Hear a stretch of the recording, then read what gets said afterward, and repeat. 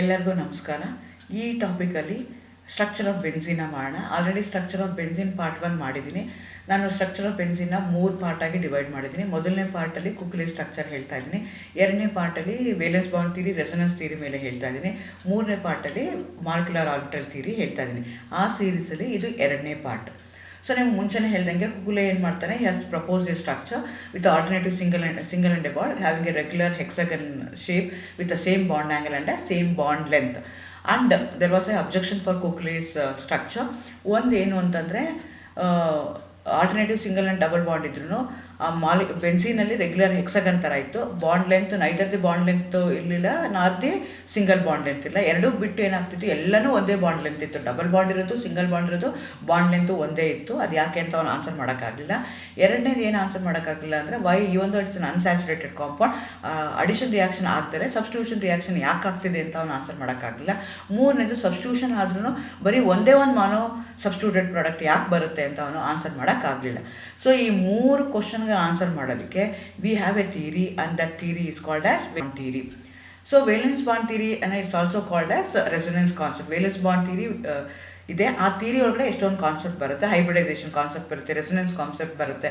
So ಅದನ್ನು ಯಾರು propose ಮಾಡಿದ್ದು ಅಂದರೆ, ಲಿನಿಯಸ್ ಪೌಲಿಂಗ್ ಅಂತಾನೆ, American quantum chemist and is also a biochemist and also is a Nobel laureates. So ಅವ್ನು chemical bonding ತುಂಬ ಚೆನ್ನಾಗಿ ಎಕ್ಸ್ಪ್ಲೈನ್ ಮಾಡ್ತಾರೆ. 1901 he got the Nobel Prize for chemical bonding. His work on chemical bonding only. He has worked in many composition.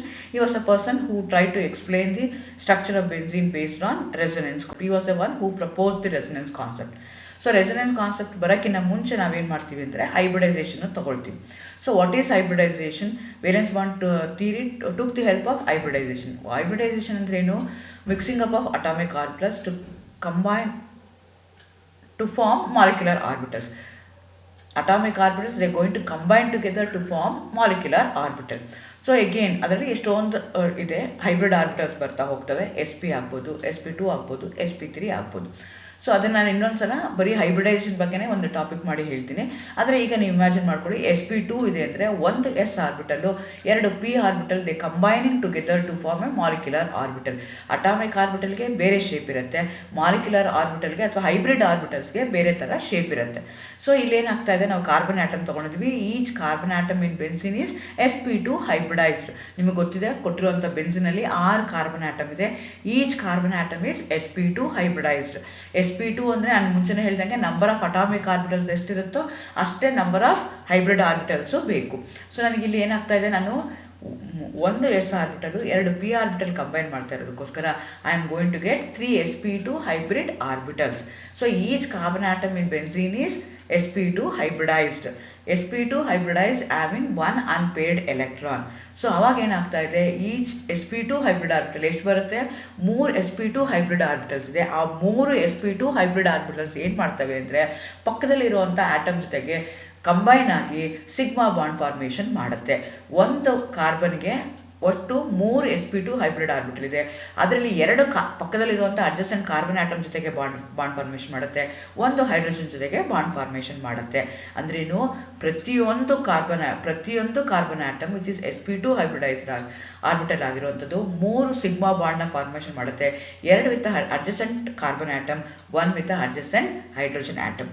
ಹಾಗಾದರೆ ಇನ್ನೊಂದು unhybridised P orbital ಇದೆಯಲ್ಲ, hybridise ಆಗದೇ ಇರೋವಂಥ P orbital ಇದೆಯಲ್ಲ, ಅದು which is perpendicular to the electron plane. ಅದಕ್ಕೊಂದು electron ಇದೆ. So ಅದು ಏನು ಮಾಡುತ್ತೆ ಅಂದರೆ, that makes the arrangement of atoms and the orbit. ಹೇಗಾಗುತ್ತೆ ಅಂತ ನಾನು ಇಲ್ಲಿ ಚಿತ್ರದಲ್ಲಿ ತೋರಿಸಿದ್ದೀನಿ, ಕೇರ್ಫುಲ್ಲಾಗಿ ಅಬ್ಸರ್ವ್ ಮಾಡಿ. ಈಚ್ ಕಾರ್ಬನ್ ಆಟಮ್, ಮುಂಚೆನೇ ಹೇಳ್ದಂಗೆ ಪ್ರತಿಯೊಂದು ಕಾರ್ಬನ್ ಆಟಮ್ ಏನು ಮಾಡ್ತಾ ಇದೆ, ಪಕ್ಕದಲ್ಲಿರುವಂಥ ಇನ್ನೊಂದು ಕಾರ್ಬನ್ ಆಟಮ್ ಜೊತೆಗೆ, ಇನ್ನು 2 ಕಾರ್ಬನ್ ಆಟಮ್ ಜೊತೆಗೆ, ಒಂದು ಹೈಡ್ರೋಜನ್ ಜೊತೆಗೆ ಏನಾಗ್ತಾ ಇದೆ, ಬಾಂಡ್ ಫಾರ್ಮೇಷನ್ ಮಾಡ್ತಾ ಇದೆ. Again there is a bond formation. ಯಾವ ಥರ ಫಾರ್ಮೇಷನ್ ಆಗ್ತಾ ಇದೆ? ಸಿಗ್ಮಾ ಬಾಂಡ್ ಫಾರ್ಮೇಷನ್ ಆಗ್ತಾ ಇದೆ. ಓವರ್ಲ್ಯಾಪಿಂಗು ತೋರಿಸ್ತಾ ಇದ್ದೀನಿ ನಾನು, ಆ ಥರ ಓವರ್ಲ್ಯಾಪಿಂಗ್ ಆಗ್ತಾ ಇದೆ. ಇದೆಲ್ಲ SP2 along with S orbital ಏನಾಗಿದೆ, ಹೈಡ್ರೋಜನ್ ಏನಾಗಿದೆ, S ಆರ್ಬಿಟಲ್ ಇದೆ. S ಮತ್ತು P ಮಧ್ಯೆ ಅಲ್ಲಿ ಏನಾಗುತ್ತೆ, ಬಾಂಡ್ ಫಾರ್ಮೇಷನ್ ಆಗುತ್ತೆ. ಆದರೆ ಕಾರ್ಬನ್ಗೆ ಕಂಪೇರ್ ಮಾಡಿಕೊಂಡ್ರೆ SP2 ಹೈಬ್ರಿಡ್ ಆರ್ಬಿಟಲ್ ಅವೇನಾಗ್ತಾ ಹೋಗುತ್ತೆ, ಕಂಬೈನ್ ಮಾಡ್ತಾ ಹೋಗುತ್ತೆ. ಸೊ ಹೀಗಾಗಿ ನಿಮ್ಗೆ ಏನಾಗುತ್ತೆ, ಈ ಥರ ಸ್ಟ್ರಕ್ಚರ್. ಹಾಗಾದರೆ ನೀವು ಕೇಳ್ಬೋದು, ಹಾಗಾದರೆ ಅನ್ಹೈಬ್ರಿಡೈಸ್ಡ್ P ಆರ್ಬಿಟಲ್ ಏನಾಗುತ್ತೆ? ಅನ್ಹೈಬ್ರಿಡೈಸ್ಡ್ P ಆರ್ಬಿಟಲ್ ಏನು ತೋರಿಸಿದ್ದೀನಲ್ಲ, ಅದೇನಾಗಿರುತ್ತೆ ಅಂದರೆ, which is perpendicular to the plane of the ring. ನಿಮ್ದು 6 ಕಾರ್ಬನ್ ಆಟಮು ಮತ್ತು 6 ಹೈಡ್ರೋಜನ್ ಆಟಮು ಒಂದು ಪ್ಲೇನಲ್ಲಿದೆ. ಅದಕ್ಕೆ ಎಕ್ಸಾಕ್ಟ್ಲಿ ಪರ್ಪೆಂಡಿಕ್ಯುಲರ್ ಆಗಿ you are going to have a p orbital. ನಿಮ್ಗೆ ಗೊತ್ತು ಪಿ ಆರ್ಬಿಟಲ್ ಯಾವ ಶೇಪಲ್ಲಿ ಇರುತ್ತೆ, ಡಬಲ್ ಶೇಪಲ್ಲಿ ಇರುತ್ತೆ. ಒಂದು ಲೋಬ್ ಎಬೋ ದಿ ಪ್ಲೇನ್ ಇರುತ್ತೆ, another lobe below the plane ಇರುತ್ತೆ. ಸೊ ನಮ್ಮ ಕನ್ವೀನಿಯನ್ಸ್ಗೋಸ್ಕರ we are thinking that the electron is present in only one lobe. ಅದನ್ನು ನಾನು ಬ್ಲೂ ಕಲರ್ ಇದರಲ್ಲಿ ತೋರಿಸಿದ್ದೀನಿ. ಆ ಒಂದು ಎಲೆಕ್ಟ್ರಾನ್ ನಾನು ಬ್ಲಾಕ್ ಕಲರ್ ಡಾಟಲ್ಲಿ ತೋರಿಸಿದ್ದೀನಿ. ಕೇರ್ಫುಲ್ಲಾಗಿ ಅಬ್ಸರ್ವ್ ಮಾಡಿ.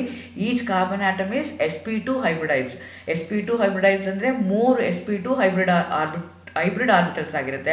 Those going to make a bond with the adjacent carbon atom and with the hydrogen atom.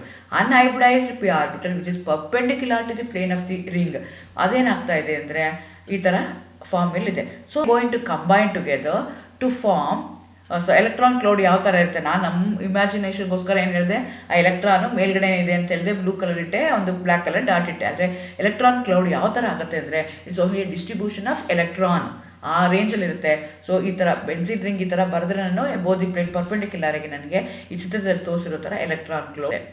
So ಅಥವಾ ನಾನು ಇನ್ನೂ ಕೇರ್ಫುಲ್ಲಾಗಿ ಅಬ್ಸರ್ವ್ ಮಾಡ್ತೀನಿ ಅಂದರೆ ಆ ಮೇಲ್ಗಡೆ ಇರುತ್ತಲ್ಲ, the going to have one unpaired electron. They going to combine either in a clock wise manner or in a anti clock wise manner to form a doughnut shaped pi electron cloud. ಈ ಚಿತ್ರದಲ್ಲಿ ತೋರಿಸ್ತಿರೋ ಥರ above the plane ಒಂದು ring ಇರುತ್ತೆ, and also below the plane you are going to have one electron cloud that is due to the pi bond formation that makes your molecule stay like this. So ಇಲ್ಲಿ ಚಿತ್ರದಲ್ಲಿ ತೋರಿಸಿದ್ದೀನಿ, ನಾನು ಇಲ್ಲಿ ಹಾಕಿದ್ದೀನಿ. Carbon ಇದೆ, above the plane ಒಂದು lobe ಇದೆ, below the plane lobe ಇದೆ.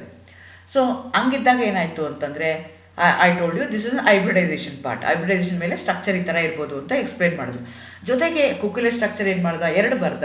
ಅದನ್ನೇನು ಹೇಳಿದ್ರು, those two structures they're energetically they're exactly same. There is a delocalisation of pi electrons. ನಾನು ನಿಮ್ಗೆ ಹೇಳ್ದಂಗೆ ಒಂದು ಅನ್ಹೈಬ್ರಿಡೈಸ್ಡ್ ಪಿ ಆರ್ಬಿಟಲ್ ಇರುವಂಥ ಒಂದೊಂದು ಎಲೆಕ್ಟ್ರಾನ್ ಏನು ಮಾಡ್ತಾ ಇದೆ ಅಂತಂದರೆ either clockwise or anticlockwise, ಅವೆರಡು ಮಧ್ಯೆ ಏನಾಗ್ತಾ ಇದೆ, ಪೈ ಬಾಂಡ್ ಫಾರ್ಮೇಷನ್ ಆಗ್ತಿದೆ. ಅದು may be in a clock wise direction or that may be in the anti clock wise direction. Exactly same ಇರುತ್ತೆ. Those two structures they called it as resonance structure because energy wise they're exactly same. Usually resonance ಸ್ಟ್ರಕ್ಚರ್ನ ಬರಿಬೇಕಾದ್ರೆ ನಾವು double sided arrow ಬರಿತೀವಿ to say that energetically both of them are same. So ನಾವು ಪ್ರತಿ ಸಲ ನಾವು reaction ಬರೆದಾಗ ಎರಡೂ ಸ್ಟ್ರಕ್ಚರು ಬರಬೇಕಾಗುತ್ತೆ. At A given instant of time ಎರಡೂ ಸ್ಟ್ರಕ್ಚರ್ಸ್ ಇರುತ್ತೆ. ನಾವು ಎರಡೂ ಸ್ಟ್ರಕ್ಚರ್ಸು ಬರೆದು ರಿಯಾಕ್ಷನ್ಸ ಬರೀಬೇಕಾಗುತ್ತೆ, ಅದು ನನಗೆ ಕಷ್ಟ ಆಗುತ್ತೆ. ಹಾಗಾಗಿ ಅವೆರಡನ್ನೂ ಸೇರಿಸ್ಬಿಟ್ಟು ಎರಡರದ್ದು ಈಕ್ವಲೆಂಟ್ ಆಗಿರುವಂಥದ್ದು ಇನ್ನೊಂದು ಬರಿತೀನಿ. That I am going to call it as an resonance hybrid. So benzene resonance hybrid ತೊಗೊಂಡ್ರೆ ನಿಮ್ದು ಏನು ಪೈ ಎಲೆಕ್ಟ್ರಾನ್ಸ್ ಇದೆಯಲ್ಲ, ಅಂದರೆ ನಿಮಗೆ ಡಬಲ್ ಬಾಂಡ್ ಏನಿದೆಯಲ್ಲ, ಆ those electrons are called as pi electrons which are perpendicular to the plane of the ring. ಅದು clockwise ಬೇಕಾದ್ರೂ ಇರ್ಬೋದು ಅಥವಾ ಅದು ಆ್ಯಂಟಿ ಕ್ಲಾಕ್ ವೈಸ್ ಬೇಕಾದ್ರೂ ಇರ್ಬೋದು. ಸೊ ಹಾಗಾಗಿ ನಾನು ಏನು ಮಾಡ್ತೀನಿ, ಮಧ್ಯದಲ್ಲಿ ಒಂದು ಸರ್ಕಲ್ನ ಬರಿತೀನಿ. The way I am going to represent benzene. Either I can write it as alternative single and a double bond. Again alternative single double bond ಬರೆದಾಗ ಡಬಲ್ ಬಾಂಡ್ ಪೊಸಿಷನ್ ಎಲ್ಲಾದರೂ ಬರಿಬೋದು. ಯಾವ ಫಸ್ಟ್ ಸ್ಟಾರ್ಟ್ ಮಾಡ್ಬೇಕಾದ್ರೆ ಹಿಂಗಾದ್ರು ಸ್ಟಾರ್ಟ್ ಮಾಡ್ಕೋಬೋದು. But ಅದಕ್ಕೆ alternative ಆಗಿ ಇನ್ನೊಂದು ಡಬಲ್ ಬಾಂಡ್, ಅದಕ್ಕೆ ಆಲ್ಟರ್ನೇಟಿವ್ ಆಗಿ ಇನ್ನೊಂದು ಡಬಲ್ ಬಾಂಡ್ನ ತೊಗೋಬೇಕಾಗುತ್ತೆ. ಇಲ್ಲ ಅಂತಂದ್ರೆ ನಾನು ಸರ್ಕಲ್ ಹಾಕಿ ಬರಿಬೋದು. Way I am going to use it. Okay, ನಾನು ಹೇಳಿದೆ ರೆಸೊನೆನ್ಸ್ ಹೆಲ್ಪ್ ತಗೊಂಡ್ವಿ. So there is a delocalisation of electron, pi electron from one carbon atom to another carbon atom. Therefore there will be a delocalization of electron, thereby your bond length, neither the bond length nor the single bond length. ನಮ್ಗೆ ಏನಕ್ಕೆ ನಾವು VBT ಬೇಕಾಗಿದೆ, why we are explaining this in order to get the answers for Kekule structure. ಒಂದೇನಾಗಿದೆ, bond length ಯಾಕೆ double bond length ಇಲ್ಲ, single bond length ಇಲ್ಲ ಅಂದರೆ this can be easily explain. ಯಾಕೆ ಅಂತಂದರೆ ಅಲ್ಲೇನಾಗ್ತಾ ಇದೆ, ಕಂಟಿನ್ಯೂಸ್ ಆಗಿ there is a delocalisation of pi electron either in a clock wise direction or in anti clock wise direction. ಹಂಗಾಗಿ ಏನಾಗುತ್ತೆ, ಅದು ನೈದರ್ ದಿ ಡಬಲ್ ಬಾಂಡ್ ಇರಲ್ಲ ನಾರ್ ದಿ ಸಿಂಗಲ್ ಬಾಂಡ್ ಇರುತ್ತೆ. They flip from one resonating structure to another resonating structure. Therefore they are going to have in between bond length. Kekule's objection ಅಲ್ಲಿ ನಾವು ಒಂದಕ್ಕೆ ಆನ್ಸರ್ನ ತಿಳ್ಕೊಂಡ್ವಿ. ಆ ಎರಡನೇದು ಏನು ಹೇಳಿದ್ವಿ, even though it is a unsaturated compound, addition reaction ಆಗಲ್ಲ, substitution reaction ಆಗುತ್ತೆ. ಸೊ ಅನ್ಯೂಶುವಲ್ ಸ್ಟೆಬಿಲಿಟಿ ಏನಿದೆಯಲ್ಲ, ಆ stability is due to resonance energy. If that is a case, what is resonance energy? The extra stability that we are going to get in the molecule because of the delocalization. That energy we are going to call it as a resonance energy. A compound with a delocalized electron is more stable than one with its electrons localized. As the name indicates, delocalized ಅಂದ್ರೆ ಒಂದೇ ಕಡೆ localised ಆಗಿಲ್ಲ. Local people ಅಂತ ಹೇಳ್ತಾರೆ. Local people ಅಂದರೆ ಅಲ್ಲೇ ಇರೋರಾದರೆ local. So ನಾ ಅಲ್ಲೇ ಇಲ್ದಲ್ಲ ಏನಾಗ್ತಾ ಇರುತ್ತೆ, ಡಿಲೋಕಲೈಸ್ ಆಗ್ತಾ ಇರುತ್ತೆ, ಒಂದಿಂದ ಒಂದಕ್ಕೊಂದಕ್ಕೆ ಮೂವ್ ಆಗ್ತಾ ಇರುತ್ತೆ. ಅಂಥದಕ್ಕೆ ನಾವೇನಂತ ಕರಿತೀವಿ, ಡಿಲೋಕಲೈಸ್. ಡಿಲೋಕಲೈಸೇಷನ್ ಆಗ್ತಾ ಇದ್ರೆ, ಎಲೆಕ್ಟ್ರಾನ್ ಕ್ಲೌಡ್ ಏನಾಗ್ತಾ ಇದೆ, ಡಿಲೋಕಲೈಸೇಷನ್ ಆಗ್ತಾ ಇದ್ರೆ ಅಂಥ molecules they going to get a extra stability. That extra stability gained we are going to call it as a resonance energy. ಹಾಗಾದರೆ ಸ್ಟೆಬಿಲಿಟಿ ಆಫ್ ರೆಸೊನೆನ್ಸು ಎಷ್ಟು ಬೆನ್ಝೀನ್ ಎಷ್ಟಿದೆ ಅಂತ ನಾವು ನೋಡ್ಕೊಳ್ಳೋಣ, ಅಥವಾ ರೆಸೊನೆನ್ಸ್ ಎನರ್ಜಿ ಆಫ್ ಬೆನ್ಝೀನ್ ಎಷ್ಟಿದೆ ಅಂತ ನಾವು ನೋಡ್ಕೊಳ್ಳೋಣ. ಅದಕ್ಕೆ ನಾವು ಯಾವ ರೀತಿ ಕಂಪೇರ್ ಮಾಡ್ತೀವಿ ಅಂದರೆ heat of hydrogenation of benzene calculate ಮಾಡ್ತೀವಿ. ಫಾರ್ ಎಕ್ಸಾಂಪಲ್ ನಾನು ಏನು ಮಾಡ್ತಾ ಇದ್ದೀನಿ, ಒಂದೇ ಒಂದು ಡಬಲ್ ಬಾಂಡ್ ಇರುವಂಥದ್ದು ಒಂದು ಮಾಲಿಕ್ಯೂಲ್ನ ತೊಗೊಳ್ತೀನಿ, ಅದನ್ನು ನಾನು ಹೈಡ್ರೋಜನೇಷನ್ ಮಾಡ್ತೀನಿ. ಆವಾಗ ನನಗೆ ಎಷ್ಟು ಎನರ್ಜಿ ಬೇಕಾಗತ್ತೆ in order to get how much of heat of hydrogenation I am going to calculate. So ಒಂದಕ್ಕಾದರೆ ಎಷ್ಟು ಬೇಕು, 120 kilojoules per mole ಬೇಕು. ಸೊ ನನಗೆ ಇಲ್ಲಿ ಎಷ್ಟು ಡಬಲ್ ಬಾಂಡ್ ಇದೆ, 3 ಡಬಲ್ ಬಾಂಡ್ ಇದೆ. 3 ಡಬಲ್ ಬಾಂಡ್ ಆಗ 120 × 3 ಮಾಡಿದ್ರೆ ಎಷ್ಟಾಗಬೇಕು, 360 kilojoules per mole ಆಗಬೇಕು. Is clear? ಅರ್ಥ ಮಾಡ್ಕೊಳ್ಳಿ. 1 ಮೋಲ್ ಆಫ್ ಹೈಡ್ರೋಜನ್ ಆ್ಯಡ್ ಮಾಡಿದಾಗ ಏನು ಎನರ್ಜಿ ಹೀಟ್ ಆಫ್ ಹೈಡ್ರೋಜನೇಷನ್ ಲಿಬರೇಟ್ ಆಗುತ್ತಲ್ಲ, that is around 120 kilojoules per mole. ನೀವು ಬೆನ್ಝಿನಲ್ಲಿ ಎಷ್ಟು ಡಬಲ್ ಬಾಂಡ್ ಇದೆ, 3 ಡಬಲ್ ಬಾಂಡ್ ಇದೆ.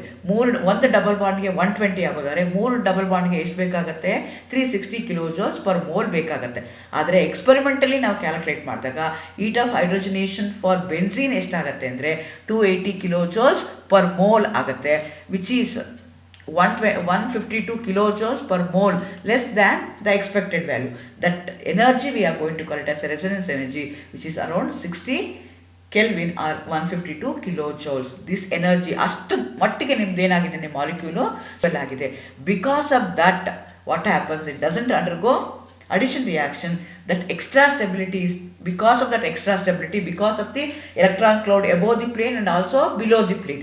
ಫಸ್ಟ್ ನಿಮಗೆ ಕೆಮಿಕಲ್ ರಿಯಾಕ್ಷನ್ ಆಗಬೇಕು ಅಂದರೆ ಅಬೋವ್ ದಿ ಮೇಲ್ಗಡೆ ಇರುವಂಥ ಪ್ಲೇನ್ನ ಕ್ಲೀವ್ ಮಾಡಬೇಕು, ಕೆಳಗಡೆ ಇರುವಂಥ ಪ್ಲೇನ್ನ ಕ್ಲೀವ್ ಮಾಡಬೇಕು, ಆಮೇಲೆ ಅದು ಬಂದು ಅಟ್ಯಾಕ್ ಮಾಡಬೇಕು. ಸೊ ಆ ಎಕ್ಸ್ಟ್ರಾ ಸ್ಟೆಬಿಲಿಟಿ ಏನು ಬಂದಿದೆಯಲ್ಲ, that extra stability we are going to call it as a resonance energy. ಯಾಕೆ ನಾನು ಮುಂಚೆನೇ ಹೇಳ್ದಂಗೆ ಈ ಚಿತ್ರದಲ್ಲಿ ತೋರಿಸ್ತಾ ಇದ್ದೀನಿ ನೋಡಿ, ನಿಮ್ಮ ಮಾಲಿಕ್ಯೂಲಲ್ಲಿ ಒಂದೇ ಒಂದು ಡಬಲ್ ಬಾಂಡ್ ಇದೆ ಇಲ್ಲಿ, ಆವಾಗ ಹೈಡ್ರೋಜನೇಷನ್ ಮಾಡಿದಾಗ ಎಷ್ಟಾಗ್ತದೆ, 120 ಬೇಕಾಗ್ತದೆ.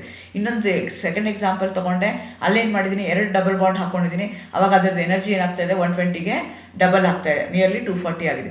ಇನ್ನೊಂದು ಮಾಲಿಕ್ಯೂಲ್ನ ತೊಗೊಂಡೆ, ಅದರಲ್ಲಿ ಏನಾಗ್ತಾ ಇದೆ, 3 ಹೈಡ್ರೋಜನೇಷನ್ ಮಾಡ್ತಾ ಇದ್ದೀನಿ, ಆವಾಗ ನನಗೆ ಏನಾಗ್ತಾ ಇದೆ ಅಂತಂದರೆ 360 ಎಕ್ಸ್ಪೆಕ್ಟೆಡ್ ಇತ್ತು, ಆದರೆ ಬರ್ತಾ ಇರೋದು ಎಷ್ಟಾಗ್ತಿದೆ, 280 ಇದೆ. ಈ ಎಕ್ಸ್ಟ್ರಾ ಏನಿದೆಯಲ್ಲ 208ಗೆ ಕಂಪೇರ್ ಮಾಡಿ 360 ಕಂಪೇರ್ ಮಾಡಿದ್ರೆ ಅವೆರಡು ಸಬ್ಟ್ರಾಕ್ಟ್ ಮಾಡಿದ್ರೆ ಏನು ಬರುತ್ತಲ್ಲ, that energy we are going to call it as resonance energy or stabilization energy. Because of that it doesn't undergo addition reaction, it easily undergoes substitution reaction. ಮಾಡಲೇಬೇಕು substitution reaction ಅಂದರೆ ಏನು ಅಂದರೆ, above the plane ಏನು ಮಾಡಬೇಕದು cleave ಮಾಡಬೇಕು, below the plane ಅದು cleave ಮಾಡಬೇಕು, ಅವಾಗಷ್ಟೇ ಅದು ಮಾಡೋಕ್ಕೆ ಸಾಧ್ಯ ಆಗುತ್ತೆ, ಇಲ್ಲ ಅಂದರೆ ಮಾಡೋಕ್ಕೆ ಸಾಧ್ಯ ಇಲ್ಲ. So this is the way he tries to explain the structure of benzene with the help of resonance energy, with the help of resonance, with the help of hybridization. Thank you.